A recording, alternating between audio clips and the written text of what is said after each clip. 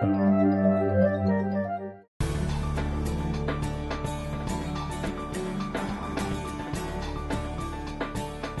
you think of family sedans, you might think of cars like the Toyota Camry, the Honda Accord, or the Chevy Malibu. And you may not even heard of a car called the Kia Optima. But the Kia Optima, it's always offered a lot of features for a very low price. We bought a V6 and a 4-cylinder to see how it stacks up in this very competitive segment.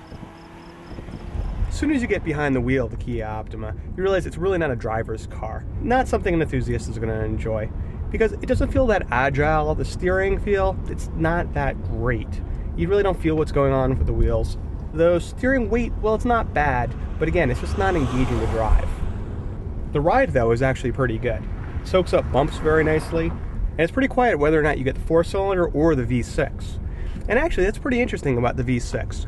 Normally when you get a V6, you get a lot more power, you get a lot more quietness and refinement. Well, here with the Kia Optima, there really isn't that much of a difference.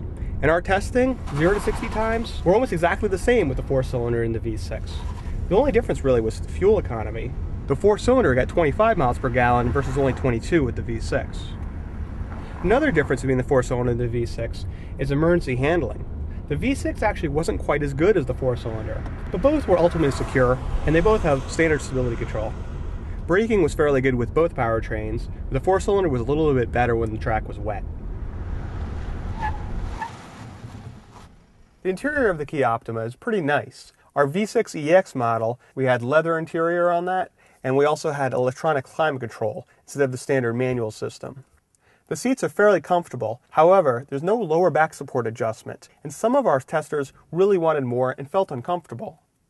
The controls are really simple and intuitive. One really nice thing is this Kia radio. The displays are large, the tuning knob works well, satellite mode works really well because I get to see the name of the station before I select it. We also liked having the convenient to get to auxiliary ins for your iPod or MP3 player. The rear seat is particularly comfortable, and it's roomy. There's lots of leg room, good thigh support, and the back is particularly supportive. In fact, most of us liked it better than the front seat.